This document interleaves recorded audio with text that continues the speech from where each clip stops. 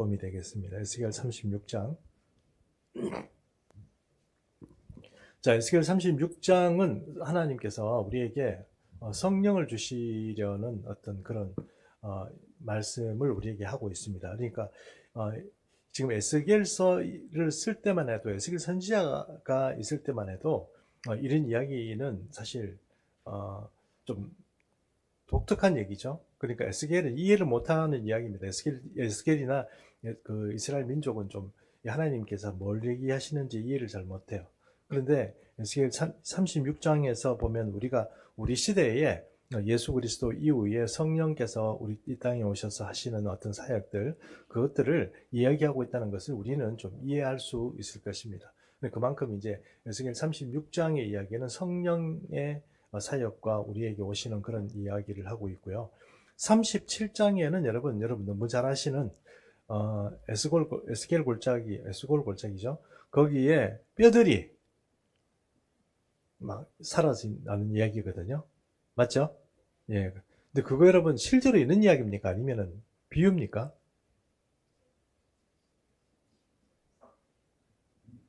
그럼 그게 언제 있을 이야기입니까?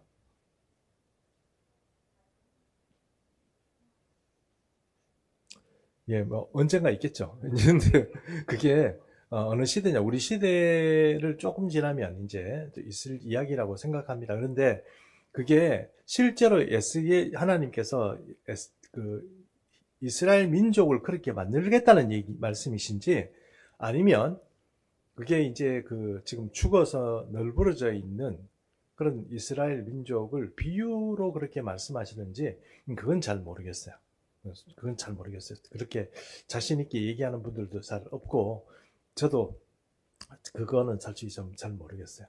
그리고 37장의 얘기가 그 뼈다귀 얘기고요. 38장, 39장이 뭐냐면은 여러분 그 곡과 마곡의 이야기거든요. 곡과 마곡의 이야기는 뭔지 아시죠? 예, 그게 바로 제 3차 세계대전의 이야기입니다. 곡과 마곡의 이야기가 누구 얘기냐면 그 러시아 얘기입니다. 지금 이란이 공격을 받았잖아요. 미국에. 그렇죠. 공격받아가지고 미국에게는 못 덤벼드니까 어떻게 합니까? 옆에 다른 나라들 다, 막 미국이, 이란이 그렇죠. 이란이 한마디로 얘기하면 깡패도 비슷해요. 정말 별로 좋은 태도를 가진, 이란에 대해서 좀 안타깝게 생각하는 분들도 있는데, 어, 이란이 과거에 한 몇십 년인 정확히 모르겠는데, 호메인이라는 사람이, 그러니까 지금 하메네이는 그 말고 호메인이라는 사람이 처음에 정권을 잡을 때 이 극보수 이슬람으로 회귀를 시켰거든요. 근데 그 전만 해도 그 나라가 정말 살기 좋은 나라였어요. 미국하고도 친하고 사람들도 자유롭게 살고 그렇게 풍성한 나라였거든요. 페르시아의 왕자라고 우리나라에도 노래도 있다고 그랬잖아요. 그런 나라였어요. 그런데 그 이란이 그렇게 나빠지고 나서 지금 하는 짓을 보면 중동 전체가 전쟁에 휩싸여요.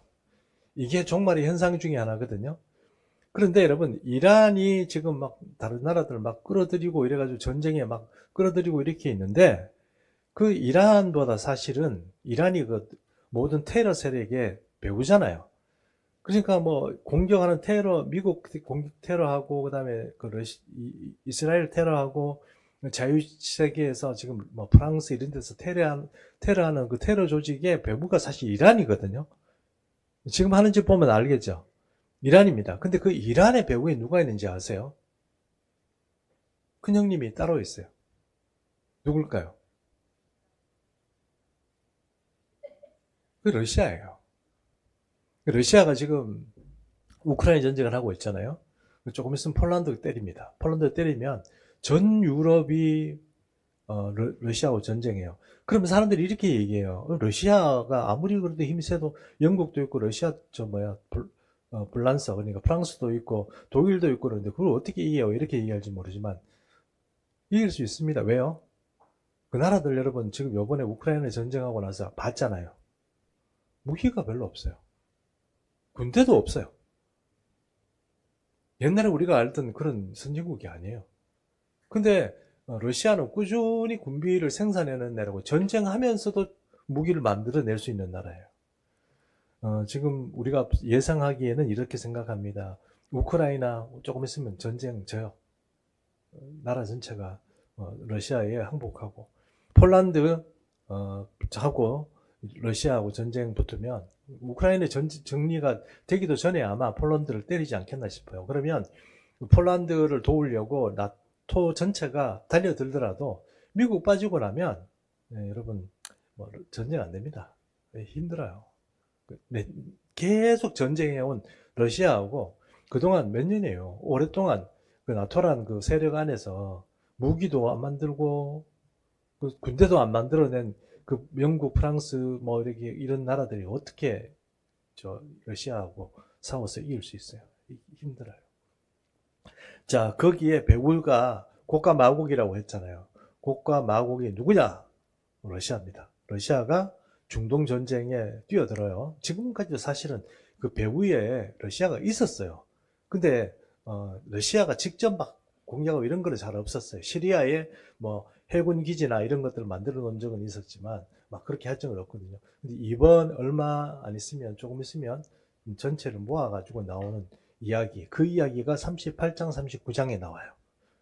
뭐 지금 우리 성경에 나오는 이야기들이 지금 막 이렇게 튀어나오는 그런 시대를 우리가 살고 있는 거예요. 주님 오실 때가 얼마 안 남았어요. 뭐 언제 오냐 그건 제가 잘 모르겠습니다만 멀지 않았다는 것은 좀 이해할 필요가 있고, 그 중에 제가 이런 얘기를 하면 이런 말씀을 드리면 뭐 목사님이 어떻게 그런 걸 알고 얘기해요 막 이렇게 얘기할지 모르겠습니다만 조금만 지나보면 알지 않겠어요? 한 2, 3년만 지나면 오래 갈 것도 없어요. 2, 3년만 지나면 지금 제가 얘기하는 이야기들이 막 그냥 성취되지 않겠나 싶습니다. 옛날에 한 10 몇 년 전에 제가 충성교회에 와가지고 성경 공부하면서 앞으로 중동하고 이쪽하고 좀 많이 시끄러울 겁니다. 이렇게 얘기를 했던 사람들이 좀 일부 믿고 이러더만 지금 뭐 결국 그렇게 됐죠. 예. 자, 에스겔 36장 24절에서 28절인데 읽지는 않고 조금 있으면 어차피 읽어야 되기 때문에 그렇습니다. 오늘 오후 예배 때 우리가 이 본문을 통해서 우리가 생각해 보려고 하는 것은 내 영을 너희 속에 두어라는 제목으로 말씀을 좀 은혜를 나누고자 합니다. 36장을 위주로 할 건데요. 35장도 우리가 안 읽었잖아요. 안 읽었는데 35장의 내용은 어떤 거냐면 에돔이란 나라가 있어요. 에돔. 그러니까 에돔이란 나라는 여러분 아시죠? 에서의 나라잖아요. 그렇죠? 이 에돔이란 나라가 늘 이스라엘을 좀 괴롭혀요. 괴롭히고 또 여러분 잘 아시는 것처럼 로마 시대에 로마가 성전을 파쇄할 때, 그러니까 로마 장군 티투스가 성전을 부술 때 티투스 로마 장군은 그 이스라엘 성전이죠. 그것을 부수려고 안 했어요. 그러니까 보존하려고 그랬어요. 그런데 누가 가서 불을 질러버렸냐? 에돔 사람들이 질러버렸어요. 에돔 용병들이 불 질러버렸어요. 하지 마라 그러는데 왜 그랬어? 불 질러야죠. 이래가지고 뭐 에돔 용병들이 불 질러버렸어요. 그러니 에돔 무슨 억한 심정이 있어 그런지 모르지만 어때요? 이스라엘에 대해서 별로 좋은 적이 아닙니다. 어쨌든 에돔이 35장에서 이스라엘을 방해하고 이스라엘을 공격하는 어떤 존재로 35장에 등장합니다. 근데 이거를 좀 다루기는 좀 그래서 35장은 다루지 않기로 하겠습니다. 그래서 36장의 이야기들을 주로 다루겠습니다. 그런데 36장의 이야기의 첫 번째는 뭐냐면은 하나님께서 이스라엘 백성을 구원해내는데 그 구원해내는 그 목적이 그들이 예쁘게 행동하고 그들이 잘했기 때문에 구원해 주는 게 아니고 하나님의 이름을 위해서 구원해 주는 거예요. 하나님 이름을 위해서. 그 하나님 이름을 위해서 내가 너희를 구원해 준다고 에스겔서는 말씀하고 있거든요. 그 말씀이 어디에 나오느냐? 36장 22절에서 23절 한번 보겠습니다. 그러므로 너는 이스라엘 족속에게 이르기를 주 여호와께서 이같이 말씀하시기를 이스라엘 족속아 내가 이렇게 행함은 너희를 위함이 아니요 너희가 들어간 그 여러 나라에서 더럽힌 나의 거룩한 이름을 위함이라. 여러 나라 가운데에서 더럽혀진 이름 곧 너희가 그들 가운데서 더럽힌 나의 큰 이름을 내가 거룩하게 할지라. 내가 그들의 눈앞에서 너희로 말미암아 나의 거룩함을 나타내리니 내가 여호와인 줄을 여러 나라 사람이 알리라. 주 여호와의 말씀이니라. 자, 여러 사람들이 아는데 어떻게 됐냐면은 이스라엘 민족이 여러분 큰 어떤 성전이 부서지는 건 성전 지금 두 번이 부서졌잖아요. 첫 번째는 바벨론에 의해서 부서졌고 두 번째는 로마에 의해서 부서졌습니다. 바벨론에 의해서 부서졌을 때는 그래도 이 사람들이 흩어졌을 때 뭐 그 오리엔트 지역 전체에 흩어져 살았다고 이렇게 보면 됩니다. 그러나 로마에 의해서 부서졌을 때는 전 세계로 퍼져나갔어요. 그러니까 뭐 아프리카, 또 유럽, 또 아시아, 특별히 중국, 이때까지, 중국까지. 옛날에 중국의 상하이 아시죠? 지금 상하이에 있잖아요. 그 상하이는 옛날부터 유명한 도시였어요. 옛날부터. 아주 유명한 도시였어요. 그러다 보니까 이 상하이까지 유대인들이 많이 와서 살았고, 유대인 그 상인들이 많이 와서 살았고, 그 사람들이 또 이렇게 좀 분리해서 정착촌을 이루고 중국에서 유대인촌이 이렇게 있습니다. 유대인촌이 어떻게 생겼냐면, 혹시 여러분, 그 다큐멘터리 이런 걸 통해 가지고 중국에서 사는 사람 중에 좀 독특하게 사는 사람들인데 어떤 사람들이냐면 마을이 경기장처럼 생겼어요. 마을이 아파트 비슷한데 어떤 식으로 되어 있냐면 원형으로 이렇게 경기장처럼 이렇게 만들어져 있고 그 안에 중간에는 붕 떠 있어요. 하늘이 이렇게 떠 있고 사람들이 이 아파트처럼 여기에서 1층, 2층, 3층, 4층, 5층, 6층 이렇게 해가지고 아파트를 칸을 이렇게 찔러가지고 살았어요. 근데 그 아파트 그 특별한 건축 이름을 제가 뭐 이름을 알았는데 잊어버렸어요. 그런데 요런 촌락을 만들고 있는 사람들이 유대인들이 그렇게 만들었대요. 중국에서 그런 촌이 지금도 있습니다. 존재합니다. 물론 이게 도시가 아니고 촌에 있다 보니까 지금 이제 보존이 잘 안 돼서 그런데 그 처음에 그렇게 만들었던 그 사람들이 누구냐 하면 유대인들이래요. 그런 사람들이 바로 그런 촌을 만들었고 실제로 촌을 만들어 살았답니다.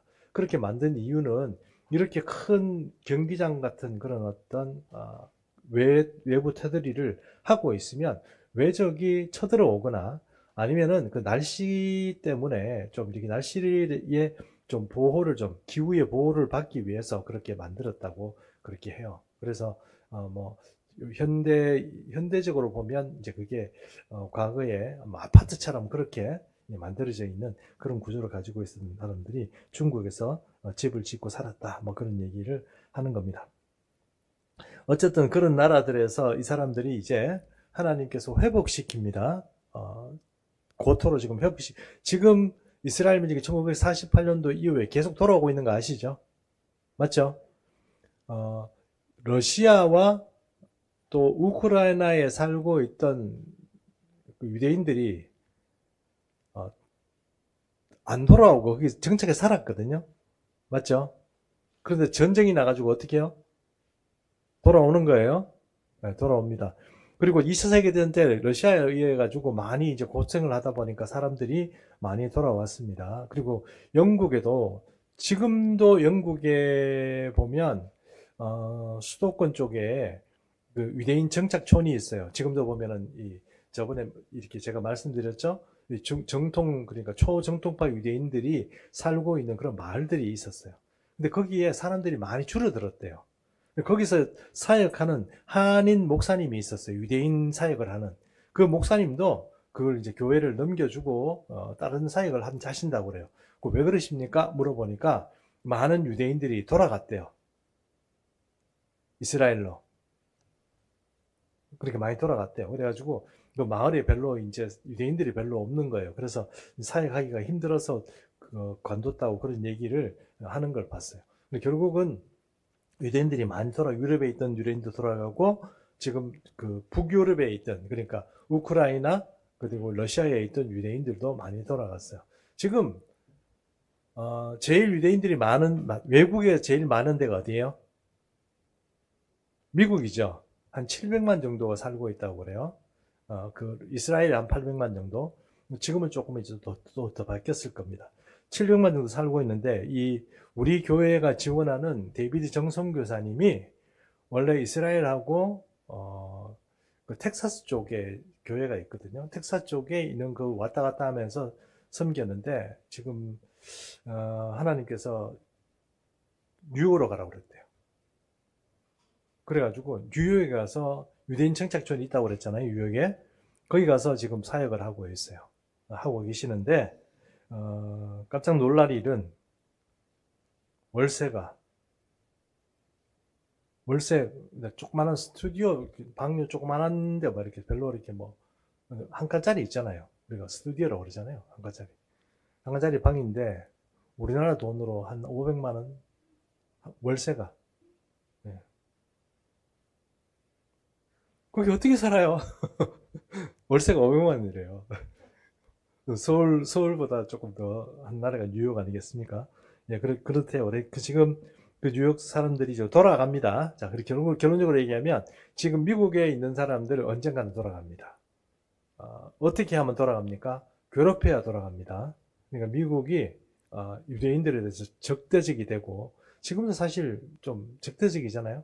근데 지금 더 적대적이 되고 조금 전 세계적으로 유대인들을 핍박하고 괴롭히게 될 거예요. 지금 뭐 전 세계적으로 그런 분위기니까 결국은 이제 미국이 지금까지는 보호해 줬는데 이제 괴롭히게 되면 이제 미국이 돌아가면 이제 유대인들이 다 돌아간다 이렇게 생각하시면 돼요.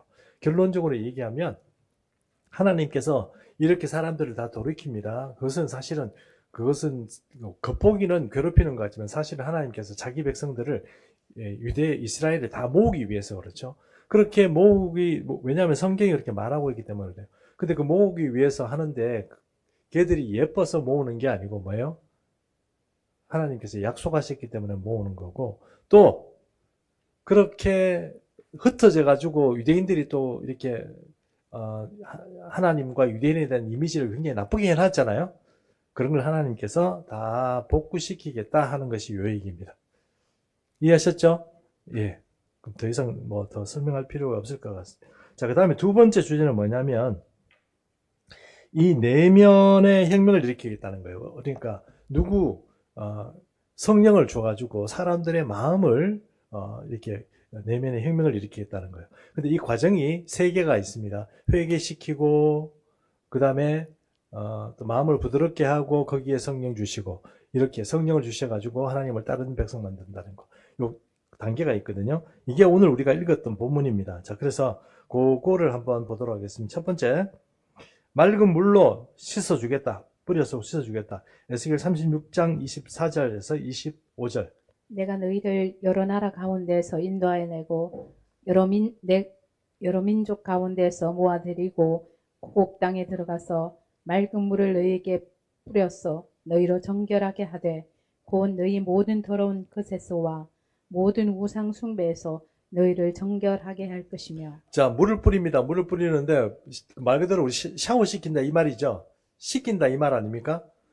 어떻게 씻긴다는 뜻입니까? 하나님께서 맑은 물을 뿌려서 정결하게 시키겠다. 이거는 뭡니까? 우리가 흔히 말하는 세례나 혹은 그 세례 요한이 광야에서 요단강에 사람 빠뜨려가지고 세례 이렇게 건져내잖아요. 그것처럼 하나님께서 그렇게 이 사람들을 깨끗하게 시키겠다 하는 것이 고토로 돌아오는 사람들에 대한 하나님의 첫 번째 어떤 사역이다. 이렇게 말할 수 있습니다. 고토로 돌아오는. 고토가 뭡니까? 이스라엘이죠. 이거는 성경이 지금 계속 그렇게 말하고 있기 때문에 이스라엘 민족들이 지금 계속 알리야 하는 거. 그러니까 고토로 돌아가는 게 그 사람들 왜 돌아가나 이렇게 얘기하면 안 됩니다. 그 하나님이 말씀을 그렇게 하셨고 지금 계속 떠나기 싫어하는 공동체들이 부서지면서 그 사람들이 지금 돌아가고 있다는 걸 여러분 좀 이해하셔야 합니다. 하나님의 그 약속이 그러다 보니까 지금 실제적으로 성경이 말하고 있는 대로 유대인들이 지금 돌아가고 있습니다. 네, 그걸 좀 이해를 해 주십시오. 돌아가면 하나님께서 첫 번째 하는 게 물 뿌려가지고 깨끗하게 씻긴다 하는 겁니다. 두 번째, 굳은 마음을 제하고 부드러운 마음을 준다고 그랬습니다. 에스겔서 36장 26절.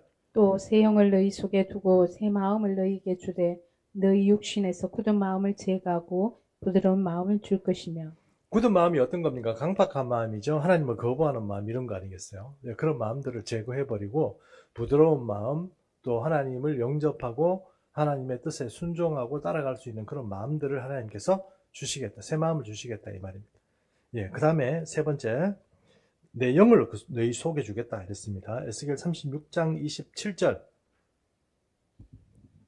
또 내 영을 너희 속에 두어 너희로 내 율례를 행하게 하리니 너희가 내 규례를 지켜 행할지라. 예, 이게 내 영을 내가 너희 속에 둔다 그랬습니다. 이 말씀을 가지고 사도 바울은 뭐라고 얘기했습니까? 고린도 교회에서 고린도 교회를 향한 어떤 편지죠. 서신서, 고린도 전서 후서에서 너희는 성령에 거하실 거룩한 뭐요? 전이라 이렇게 얘기했잖아요. 기억나시죠? 너희는 어떤 사람이에요?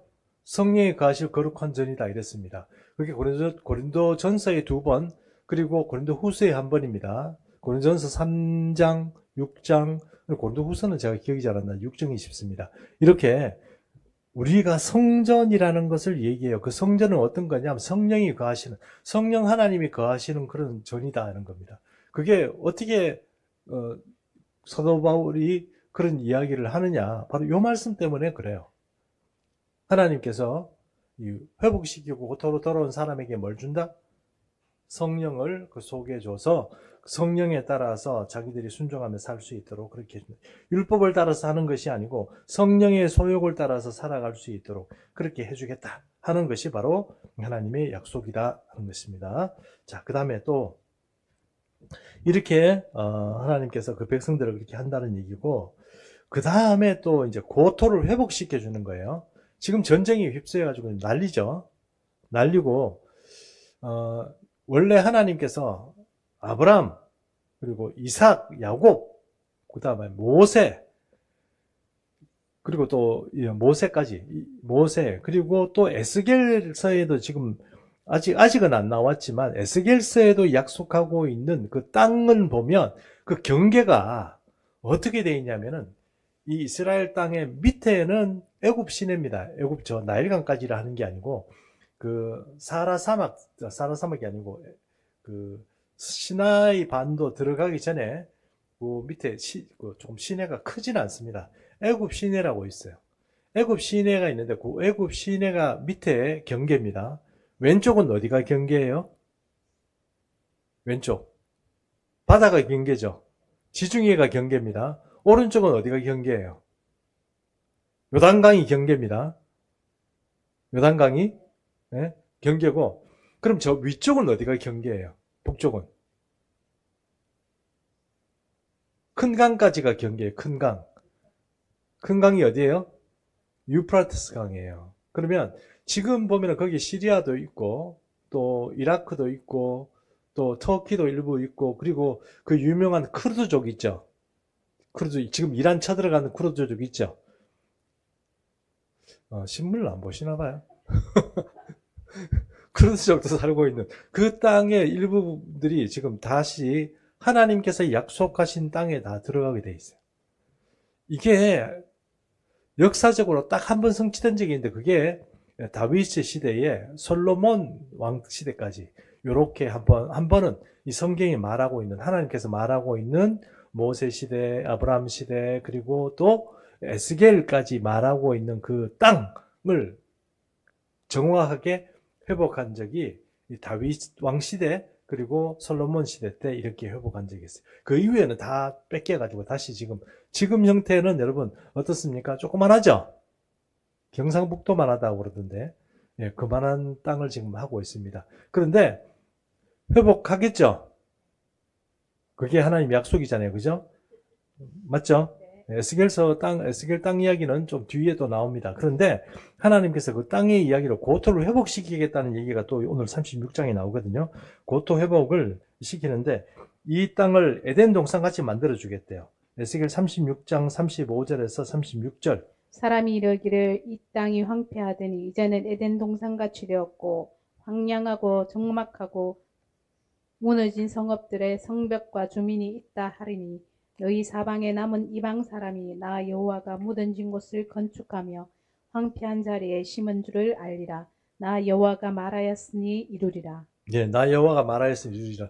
그런 일이 어떻게 있겠어? 말 생각하지 말라는 거예요. 하나님은 지금 이렇게 말한 이유가 뭐예요? 아유, 그런 일은 어떻게 이루어지냐 이렇게 말할지 모르지만 하나님은 내가 말했으면 되는 거지 이렇게 지금 얘기하는 겁니다. 자, 지금 얘기하는 건 뭐예요? 고토를 회복시켜가지고 거기에다 그 땅을 어떻게 만들어주겠다? 에덴 동산까지 만들어주겠다 이랬습니다. 에덴 동산까지. 에덴 동산은 뭐 어떻게 생겼는데요?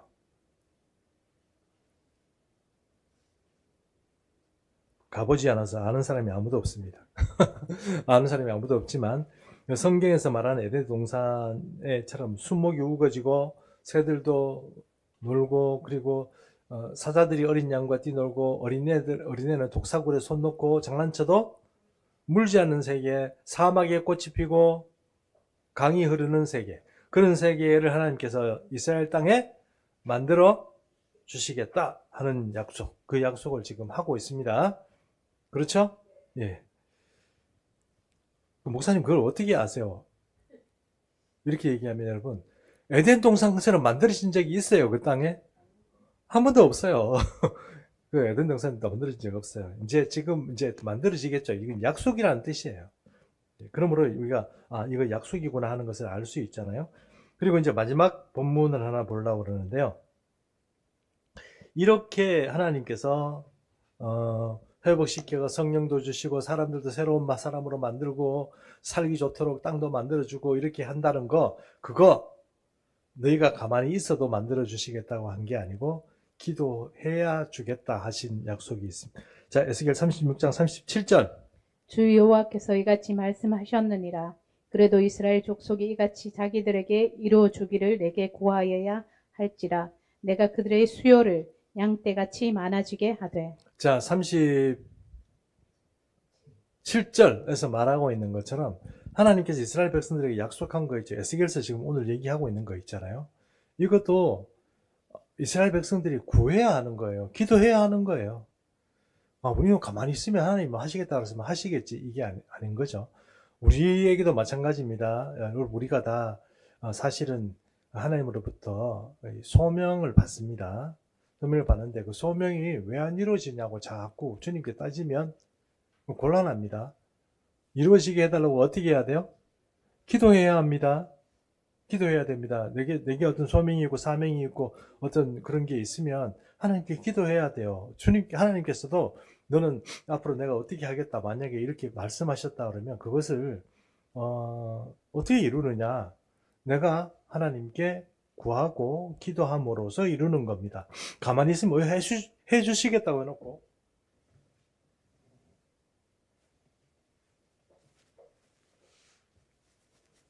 왜 안 해주세요 하고 주님께 따지고 불평불만하면 여러분 그 답이 아니라는 것입니다. 그러므로 여러분 우리가 좀 기도에 힘씁시다. 또 기도하면 있고 기도 안 하면 없다고 우리가 항상 얘기하잖아요.